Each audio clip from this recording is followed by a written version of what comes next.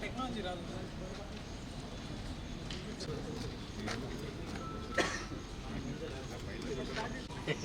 నాకు పట్టుకొచ్చారు మొత్తం ఇక్కడ నీళ్ళు బాగా ఓడిపోయింది.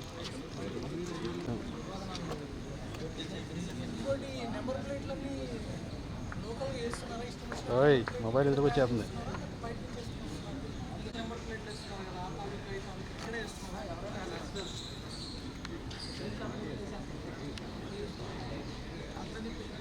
ఎవరైనా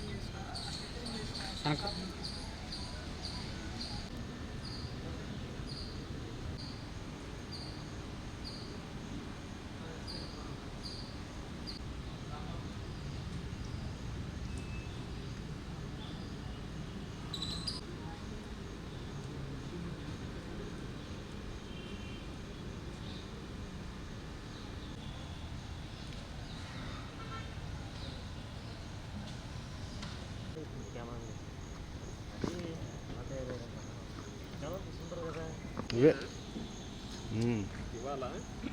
ఇవాళ కదా సెన్సర్లు వచ్చాయి. ఒకసారి వెరిఫై చేసుకోండి ఎవరెవరు ఉన్నారు. అంటారా ఇది అంటే ఏం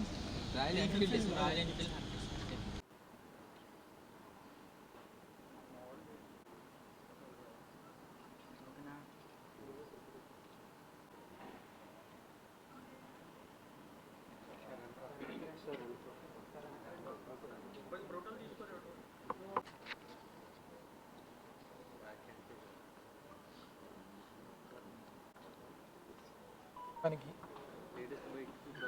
వస్తుందా? మీడియా మిత్రులందరికీ నమస్కారం అండి. ఈరోజు మన ఏలూరు సబ్ డివిజన్లో Bhimadole police station, Eluru 1 town police station, తర్వాత మన Kaikaluru rural circle, Nidamarru circle, రకరకాల ఈ బైకుల్ని టార్గెట్ చేసి దొంగతనం చేసే ముఠాలను పట్టుకోవడం జరిగింది. ఈ పలు కేసుల్లో కలిపి ఒక 18 మోటార్ సైకిల్ని ఈ అక్యూజ్ నుంచి ఈరోజు స్వాధీనం చేసుకున్నారు.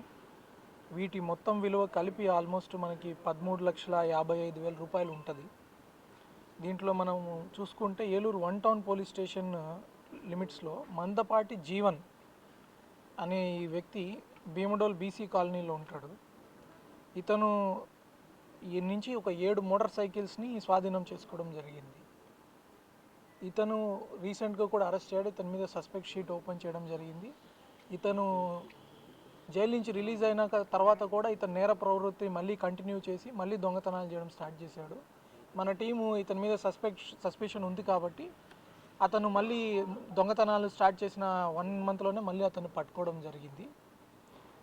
సిమిలర్గా నిడమర్రు సర్కిల్ పరిధిలో ఇంకో 2 ముద్దాయిలు ఉన్నారు. జక్కుల ప్రభుకుమార్, ఇతను వయసు 26 సంవత్సరాలు. ఇతను కొంచెము ఒక 5 మోటార్ సైకిల్స్ని స్వాధీనం చేసుకున్నారు ఇతని దగ్గర నుంచి.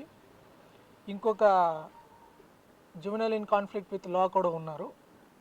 అతన్ని కూడా అరెస్ట్ చేయడం జరిగింది ఈ కేసులో. వీళ్ళు కూడా ఈ మోటార్ సైకిల్స్ దొంగతనాలని రీసెంట్గా స్టార్ట్ చేశారు. స్టార్ట్ చేసిన కొన్ని రోజులకే వీళ్ళు 5 మోటార్ సైకిల్ కొట్టేయడము, వాళ్ళని మన పట్టుకోవడం జరిగింది. ఇంకొకటి కైక్లూరు రూరల్ సర్కిల్లో చాలా ఇంట్రెస్టింగ్ కేసు ఇంకొకటి పెట్టారు మన వాళ్ళు. దీంట్లో ఈ షేక్ ఇమ్రాన్ అనే అతను గుంటూరు జిల్లా, ఇతను తాడేపల్లి దగ్గర ఉంటాడు, ముస్లిమీన. ఇతను మోటార్ సైకిల్స్ మేము కొంటాము ఓఎల్ఎక్స్లో యాడ్లు చూడడము, ఓఎల్ఎక్స్ యాడ్ చూసి ఓఎల్ఎక్స్ యాడ్ అతనికి ఫోన్ కూడా చేయడు. ఆటో ఎక్కుతాడు, ఆటో డ్రైవర్ని అన్న ఇక్కడ ఓఎల్ఎక్స్లో బండి కొనాలని చెప్పి ఆ బండి దగ్గరికి నన్ను తీసుకుపో అని చెప్పి ఆటో డ్రైవర్ని కూడా తనతో పాటు తీసుకుపోవడము, ఆటో డ్రైవర్ తోటి ఫోన్లు చేస్తారు.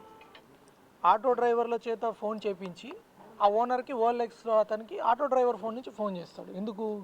రేపు ఏదైనా దొంగతనం ఏదైనా పట్టుబడినా ఏదైనా వచ్చినా వీడి ట్రేస్ తెలియకుండా ఆటో డ్రైవర్ని పట్టుకుంటారని ఆటో డ్రైవర్ చేత ఫోన్ చేపించి వీడు అక్కడ ఓనర్ దగ్గరికి వెళ్ళి నెగోషియేట్ చేసుకొని బండి టెస్ట్ డ్రైవ్ తీసుకుంటా అని చెప్పి ఆ బండి వేసుకోవడం, అక్కడి నుంచి అట్లా వెళ్ళిపోవడం.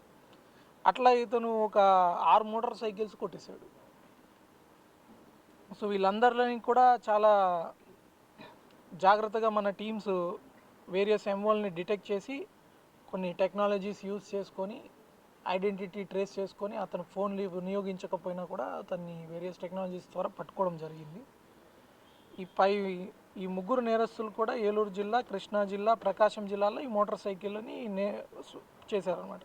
మన రూరల్ పోలీస్ స్టేషన్లో 2, దెందులూరు 1, తడికల్పూడి, భీమడోల్, ద్వారకా తిరుమల, గన్నవరం కృష్ణా జిల్లాలో, గణపవరం పోలీస్ స్టేషన్ 3, చేబ్రోలు, కలిదిండి, ఖమ్మంలో కూడా కొట్టేశారు వీళ్ళు.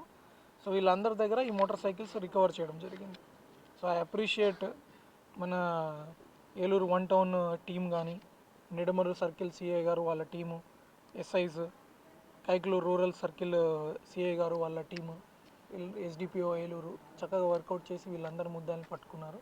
సో వీళ్ళ మీద కూడా సస్పెక్ట్ షీట్స్ అనేవి ఓపెన్ చేసి భవిష్యత్తులో దొంగతనాలు కాకుండా వాళ్ళ మీద కంటిన్యూస్ వాచ్ పెట్టమని నేను కోరుతున్నాను. అలాని దీని మీద ప్రజలు గుర్తుపెట్టుకోవాల్సింది ఏమంటే, ఈ ఆటో డ్రైవర్స్ కూడా మీ దగ్గర ఆటో ఎక్కారు కదా అని చెప్పి మీరు వేరే వాళ్ళకి ఫోన్లు ఇవ్వడము, మనము బ్యాంకులకి అక్కడికి వెళ్ళినప్పుడు వాళ్ళ చేతికి ఫోన్ ఇచ్చేయడము, అట్లాంటి మానవతా దృక్పథం ఉంటే మనం 10 మందికి మనుషులకి అన్నం పెట్టచ్చు. కానీ మీ చేతిలో ఉన్న ఫోన్లు ఇవ్వడము, మీ ఆధార్ కార్డులు ఇవ్వడము, మీ వ్యక్తిగత సమాచారము, మీ ఐడెంటిటీ, ఇప్పుడు సెల్ ఫోన్ అంటే ఏంటి, మీకు ఒక ఐడెంటిటీ, ఆ ఐడెంటిటీని మీరు వేరే వాళ్ళ చేతికి ఇవ్వద్దు.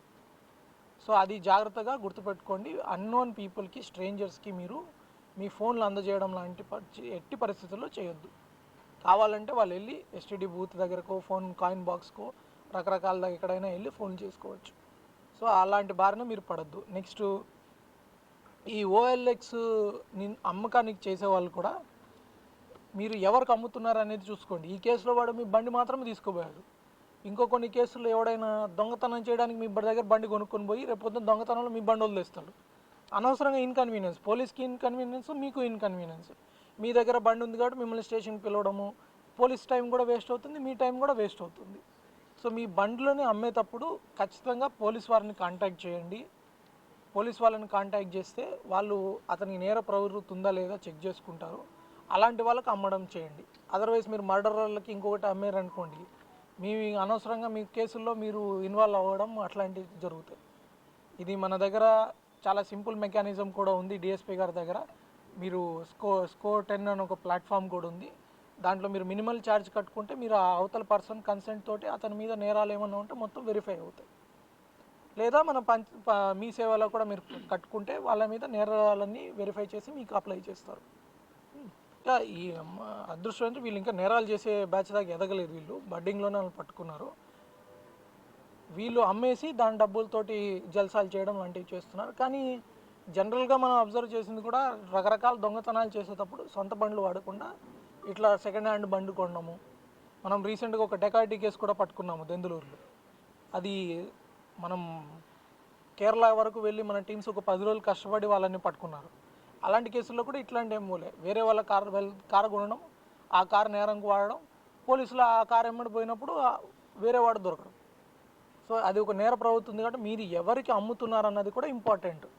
అమ్మినప్పుడు కూడా మీరు ఖచ్చితంగా మీ ఆర్సీ చేంజ్ చేయించుకోండి. దానికి డబ్బులు కక్కుర్తి పడిపోయి మీరు కాగితాలన్నీ వాడికి ఇచ్చేస్తే రేపు పొద్దున్న మీరు అనవసరంగా చిక్కుల్లో ఇరుక్కుంటారు. తర్వాత బండ్లు అమ్మేటప్పుడు కూడా ఖచ్చితంగా పోలీస్ వెరిఫికేషన్ అనేది చేయించుకోండి వాళ్ళ దగ్గర. అప్పుడు మీ బండ్లు ఆటోమేటిక్గా తీసుకొని వెళ్ళిపోవడం అట్లాంటి పనులు చేయరు.